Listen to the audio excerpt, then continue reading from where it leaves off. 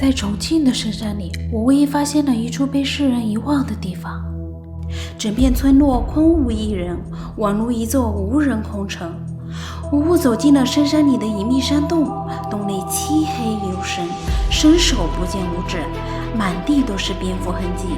山洞空间巨大无比，手电根本照不到尽头，四下安静空旷，说话都带着种种回音。这里的房屋大多依山而建，屋舍深处还藏着连通大山的暗洞，可所有通往山体深处的洞口全都被高墙牢牢封死。站在墙边，能清晰地感受到阵阵冷风不断从墙内往外袭来。墙的背后也是一片巨大又未知的神秘暗洞。整片山林荒无人烟，寂静得让人莫名心慌。只有阵阵山风从封闭的山体里不断涌出，像是在说话，又像是无声的警示。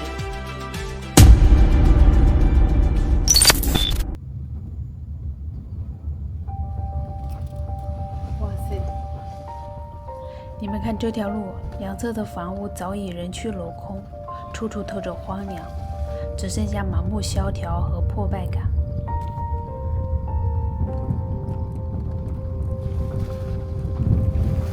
Hello， 大家好，我是三丽。我现在呢就已经来到了这像一座空城的神秘地方。这里呢其实是重庆綦江的双溪兵工厂，代号147。随着国家记忆、大三线等纪录片的播出呢，这座工厂的故事也逐渐被人知晓。今天就让我们一起推开历史的大门，走进这座曾经戒备森严的禁区。这呢就是双溪兵工厂的大门了，当年的保密单位，进大门要查证件的那种。站在这里就能想象，几十年前每天早上几千个工人骑着自行车从这个门进去，车铃声、说话声，热热闹闹的。你们看这个门口的传达室呢，玻璃碎完了，藤蔓也爬了进去，里面空荡荡的。这呢就是工人当年住的宿舍楼了。你们看这栋楼，这个细节全是岁月的痕迹。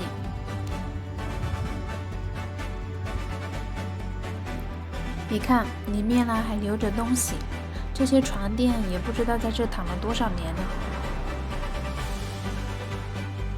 这里呢还有一双靴子，还有手套，这应该是当年工人穿的那种方毛皮鞋，上面呢全是油渍和锈迹，一看就是干重活的。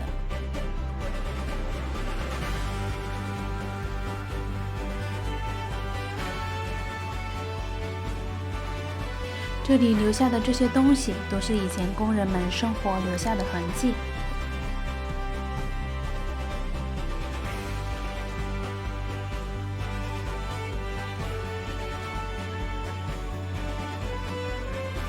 其实说起这里，绝大多数人都十分的陌生，因为在平日里呢，很少会有人主动提起。直到大型历史纪录片《大三线》在央视国家记忆栏目播出之后啊，这座尘封在大山深处的老兵工厂才一步步走进我们大众的视野，被越来越多的人看见、了解。这里呢，一共有3个山洞车间，分别是1号洞、2号洞和3号洞。你们看这栋房子，它就是顺着山壁建起来的，所以2号洞和3号洞呢，其实就藏在这栋房子的里面。洞口呢，直接打通进了山体里面。这个房子进去了是3号洞。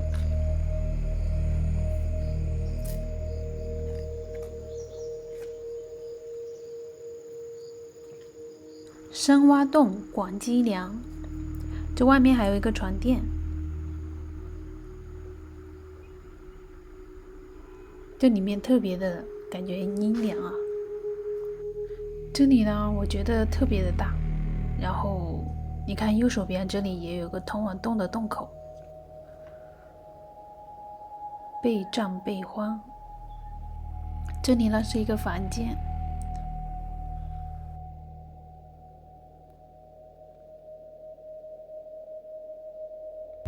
这里呢好像是一个厨房。这里呢也是一个房间，上面还挂了4个草帽。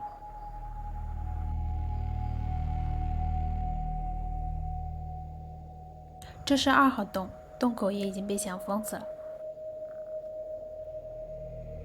很多人都会好奇，当年为什么要耗费巨大的人力物力，在偏僻的深山里修建这么一座大型的兵工厂呢？一切还要从上世纪60年代说起。当年国际局势紧张，为了国家国防战备安全，国家正式开启了轰轰烈烈的大三线建设工程。双溪兵工厂就是在这样特殊的时代背景下应运而生，厂里依托3座天然大沙洞改造成为生产车间。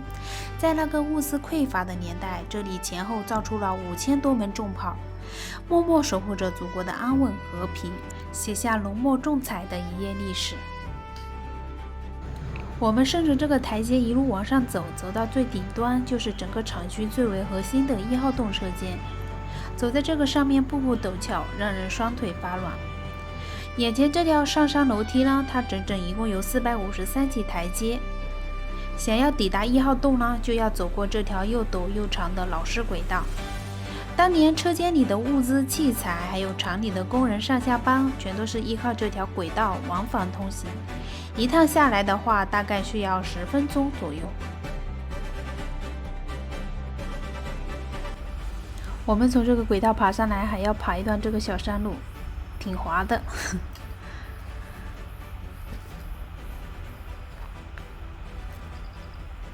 然后再沿着这条路上去就可以到了。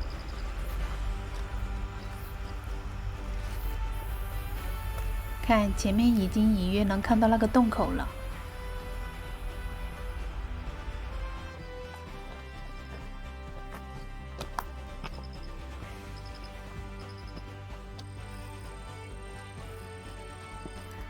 这呢就是1号洞了，它上面这里还有个拱门，是为了防止落石和塌陷的。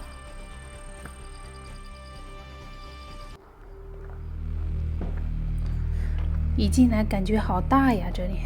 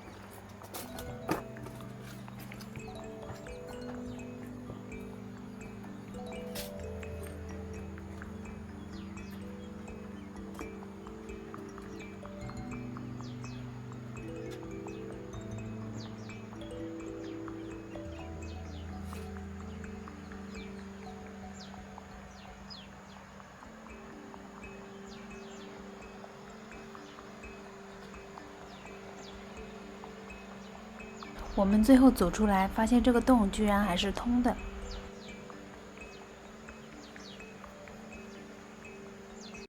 这里呢，于1965年3月破土动工，整整持续生产了23年之久。常年机器轰鸣，日夜赶工，一门门重型火炮从这里产出，持续不断地组装出超过500门大炮。放在几十年前，这片深山峡谷是外人严谨靠近的军事禁区，戒备森严，神秘又隐秘，就连周边本地村民都很少知晓里面的真实样貌。巅峰时期的双溪厂区，单单在赶工人就有3000多人，再加上随行居住的家属，上万人口聚居在深山之中。医院、学校、宿舍、食堂、厂房一应俱全。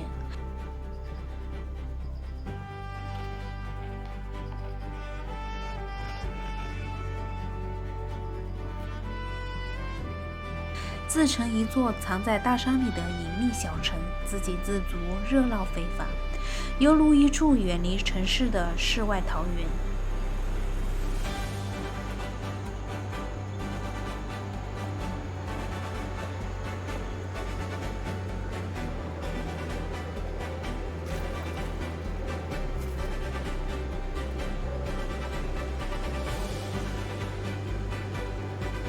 后来，随着时代不断发展，国家发展战略慢慢调整，军工产业整体迁移优化，厂里的工人家属陆续搬离深山，奔赴各地。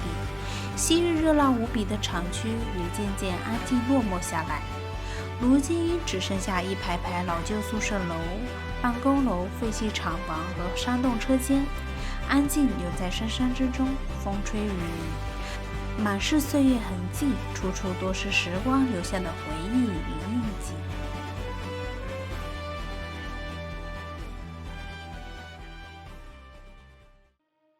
好了，今天我们的故事也到这里了。我是Sally，我们下期再见，拜拜。